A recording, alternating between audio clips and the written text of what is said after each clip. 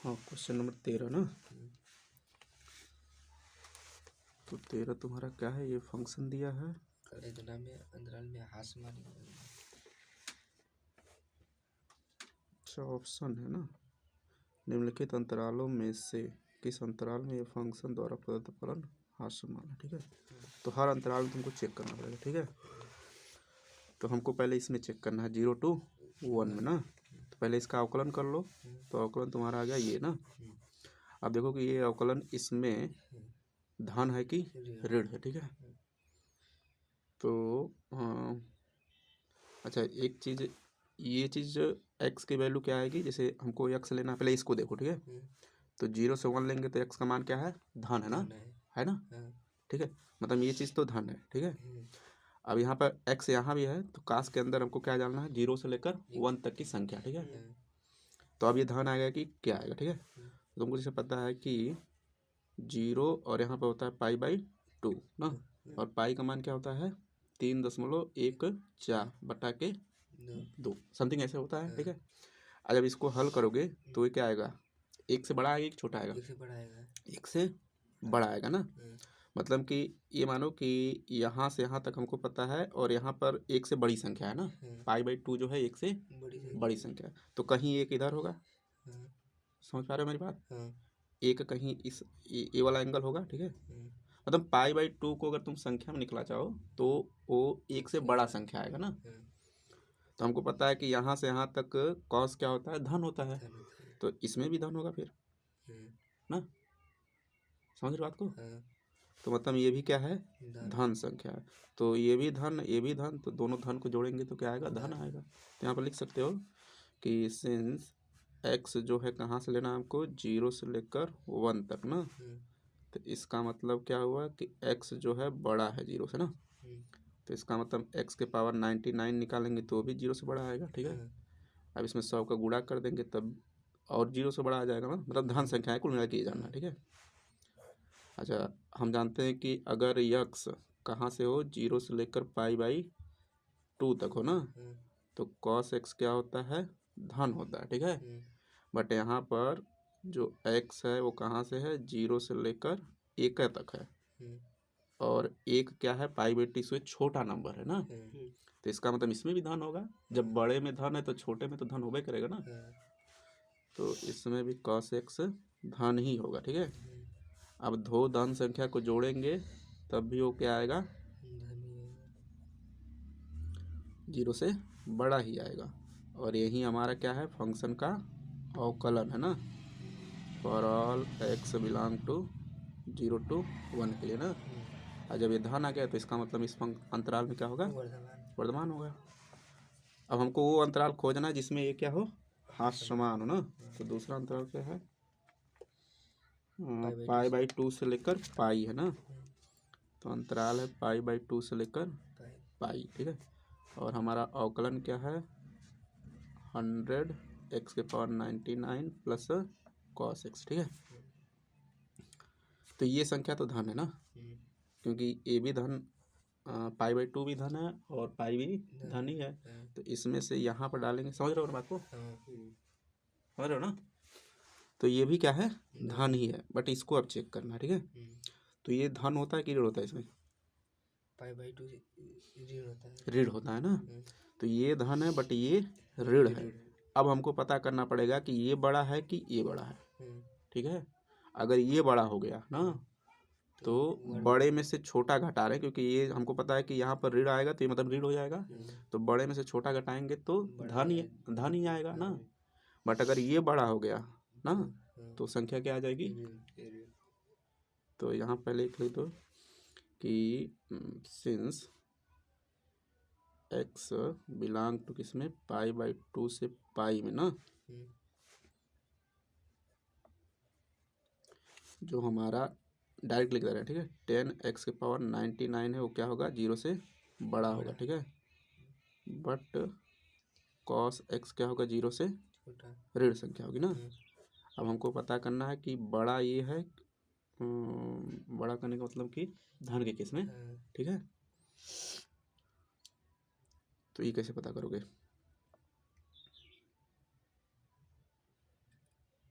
अच्छा, इसका अगर तुम उसमें वैल्यू लिखना चाहो, इस इंटरवल को 90 और 180। नहीं, अंश में ना लिखो, संख्या में लिखो ना, कोण नहीं लिखना है। तो 1 और 2 हो जाएगा, 1 दशमलव कुछ और हाँ, 1 समथिंग आएगा, ठीक है, π/2 का मान, ठीक है, कुछ भी लिख लो, मान लो 1 से बड़ा है, ठीक है, मान लो तो 2 ही लिख दिया, और इसका मान कितना है, 3.14 तक है ना। अच्छी बात है। तो इसका मतलब क्या हुआ कि जब ये इसमें से हम कोई एक्स ला के इसमें डालेंगे यहाँ पे, ठीक है, तो ये चीज़ क्या आएगा, 1 से बड़ा आएगा ना, क्योंकि ये चीज़ 1 से बड़ी है, तो ये 1 से बड़ा आएगा। फिर उसमें हम क्या करेंगे, 100 से गुणा कर देंगे ना, तो 100 से गुणा कर देंगे, मतलब क्या आएगा, ये चीज़ 100 से गुणा होगी, 100 गुना होगी। हाँ, मतलब 100 से बड़ा आएगा ना, क्योंकि ये भी 1 से बड़ा है, और इसमें 100 का गुणा कर देंगे तो 100 से बड़ा संख्या आएगा, ठीक है। यहाँ तो चाहो ये लिख सकते हो कि दिस इम्प्लाई दैट, डायरेक्ट लिख लेना है कि ये जो 100 इंटू एक्स के पावर 99 है, ये हमेशा 100 से बड़ा आएगा, ठीक है। बट इसकी बात करें ना, तो हमको पता है कि जो cos x होता है उसकी ज़्यादा से ज़्यादा वैल्यू कितनी होती है, 1 होती है, और कम से कम वैल्यू -1 होती है ना। तो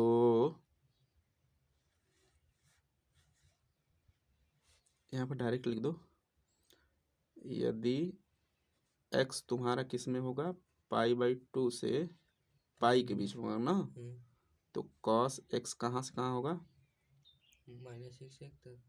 माइनस नहीं, 0। cos π/2 पे कितना होता है, cos 90 इसका मान 0 होता है ना, तो 0 से बड़ा होगा, ठीक है, नहीं 0 से छोटा होगा ना, और -1 से बड़ा होगा। समझ पा रहे बात को। ऐसे ग्राफ से भी देख सकते हो, जैसे ग्राफ इसका बनता है इस तरह से, यहाँ पे होता है तुम्हारा 0, और यहाँ पे होता है π/2 ना, और इसमें होता है पाई, ठीक है, और ये 3π/2। तो जो cos x की वैल्यू होती है π/2 से लेकर पाई तक, वो कहाँ से कहाँ होती है, ये तुम्हारा होता है -1, और ये होता है 1 ना। तो जो cos x की वैल्यू होगी π/2 से लेकर पाई तक, वो क्या होगी, 0 से लेकर -1 तक ना, ये वैल्यू, ठीक है। तो इसका मतलब क्या हुआ कि ये जो है 100 से बड़ा है, और ये क्या है, -1 से बड़ा है। हाँ, ये वैल्यू जो है तुम्हारी यहाँ पे है, यहाँ कहीं -1 है, और ये 0 है, और इधर कहीं मान लो 100 है ना। तो ये जो वैल्यू है वो क्या है, 100 से बड़ी है, मतलब इधर की है ना, और ये वैल्यू क्या है, यहाँ की है ना। तो हमको अगर इसमें से इसको क्या करना है, घटाना है, ठीक है, तो घटाएंगे तो क्या आएगा, धन ही आएगा, ठीक है। तो लिखेंगे कैसे, तो बस ये चीज़ तो समझ गए ना कि ये ऐसे लिखेंगे, इसमें तो कोई दिक्कत नहीं, इसको लिखना है तो लिख दो ऐसे डायरेक्टली कि यदि x तुम्हारा क्या हो, π/2 से पाई के बीच में हो ना, तो जो cos x होगा वो क्या होगा, -1 से बड़ा और 0 से छोटा होगा। तो ये तुम्हारा मान लो 1 है, और ये तुम्हारा 2 है ना। तब इसमें चूंकि ये इंटरवल में दिया है ना, तब डायरेक्टली तुमको समझ के लिखना है, ठीक है, कि 1 और 2 से हम कह सकते हैं, अच्छा ये नहीं, 1 इसको मानो ना, 100 से बड़े वाले को, ठीक है। तो अगर हमको इसमें से, क्योंकि ये 100 से बड़ा नंबर है, और ये क्या है, -1 से बड़ा नंबर है, और 0 से छोटा है ना, तो इसमें से इसको अगर घटाएंगे तो जाहिर सी बात हो 0 से बड़ा ही आएगा ना। तो 1 और 2 से क्या कह सकते हो कि 100x की power 99 and plus cos x क्या आएगा, 0 से बड़ा आएगा, यदि x की वैल्यू कहाँ से हो, π/2 से लेकर पाई के बीच में हो, ठीक है। तो अगर ये बड़ा आ गया तो इसका मतलब इसमें भी क्या होगा, बड़ा हो जाएगा, घटेगा तो नहीं, मतलब हमारा अवकलन बड़ा आ गया तो हमारा फंक्शन क्या होगा, वर्धमान ही होगा। बट हमको वो वाला अंतराल खोजना है जिसमें ये क्या हो, हास्यमान हो ना। प्रश्न में यही कहा ना कि निम्नलिखित पालन में से किस अंतराल में यह फंक्शन द्वारा प्रदत्त f हास्यमान है। तो इसमें भी वर्धमान है और इसमें भी। अब चूंकि ये ऑब्जेक्टिव हो तो लिखना क्या हो, तो अपने तरीके से करके उसमें टिक मारना होगा, ठीक है। अब इसमें देख लो, तो अब तुम्हारा अंतराल सी वाला क्या है, 0 से π/2 2 है ना, और अवकलन तुम्हारा क्या है 100 x⁻99 प्लस cos x, ठीक है। तो ये तो वही वाला सिचुएशन हो गया पहले वाला, ठीक है। तो ये हमेशा क्या आएगा, धन आएगा, और ये भी धन है, तो दो धन को जोड़ेंगे तो धन आएगा, क्योंकि 0 से पाई बाई में ये भी धन है ये भी धन है, तो ये भी 0 से बड़ा है। और जब 0 से बड़ा है तो इसमें भी क्या होगा, वर्धमान ही होगा, तो इसमें कोई नहीं इनमें से, ठीक है। तो डी वाला सही हो जाएगा। समझ पाए? बराबर के तो हास्यमान दो तीनों में था, इसमें बस वर्धमान था, तो इसमें तीनों लिखा है। अच्छा, इसमें क्या कह रहा था 12 वाला, निम्नलिखित में से कौन, निम्नलिखित में से फलन ना 0 पाई में हास्यमान है ना, तो इसमें से कौन सा फलन इसमें हास्यमान यही बताना था। तो तीनों है, a b b b c हास्यमान है, तीनों हास्यमान है, तो तीनों हो जाएगा फिर। कहाँ की बात, नहीं यहाँ पर ऑप्शन नहीं, मतलब ये चेक करना है कि इसमें से जो कौन कौन सा फलन इसमें हास्यमान है, तो दोनों मारोगे, अगर 2 होगा या 3 होगा तो तीनों मारोगे। कहाँ की हो, ये वाला ना, अंतराल ले दिया था इसमें तुमने, पहले इसका अवकलन किया तो माइनस cos x आया ना, सॉरी माइनस sin x ना, तो 0.2 में। हाँ ऐसे भी कह सकते हो कि 0 से π/2 में जो sin x होता है वो क्या होता है, धन होता है, और उसके आगे ऋण लगा देंगे तो जाहिर बात है ऋण आएगा, और वैसे भी निकाल सकते हो। तो ऋण है तो मतलब इसमें क्या हो गया, हास्यमान हो गया, ठीक है। 0 से π/2 ना। अब इसी तरह ये वाला की हो तो ये आ गया, इसमें से कोई वैल्यू ले लेंगे ना, मान लो तुमने π/6 लिया, ठीक है, तो ये भी निगेटिव आ गया ना, तो इसमें भी हास्यमान होगा, सही तो है।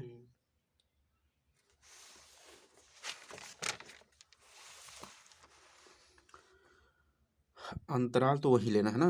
अब इसमें अवकलन किया तुमने तो -3 cos 3x आएगा, π/6 ले लिया ना, तो ये भी लेस देन आ गया ना,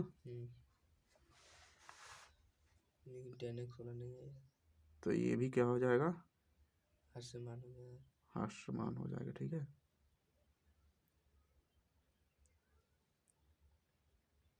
और tan x वाला 1/(1+x²) है। अरे ये कहाँ अवकलन होता है यार, ये तो tan इनवर्स x का होता है ना, tan इनवर्स x का अवकलन होता है 1/(1 + x², इसका तो होता है sec² x होता है, ठीक है। अब चूंकि स्क्वायर है तो ये हमेशा 0 से बड़ा ही करेगा, उसमें कोई दिक्कत नहीं है, ठीक है, चाहे कुछ भी डालो। हाँ सही तो है। तो इसका मतलब कौन सा हास्यमान है, डी वाला ना, नहीं डी वाला, अच्छा डी वाला तो वर्धमान है ना, ये तीनों हास्यमान हो गया, ठीक है, सही तो है। चलो करो तो।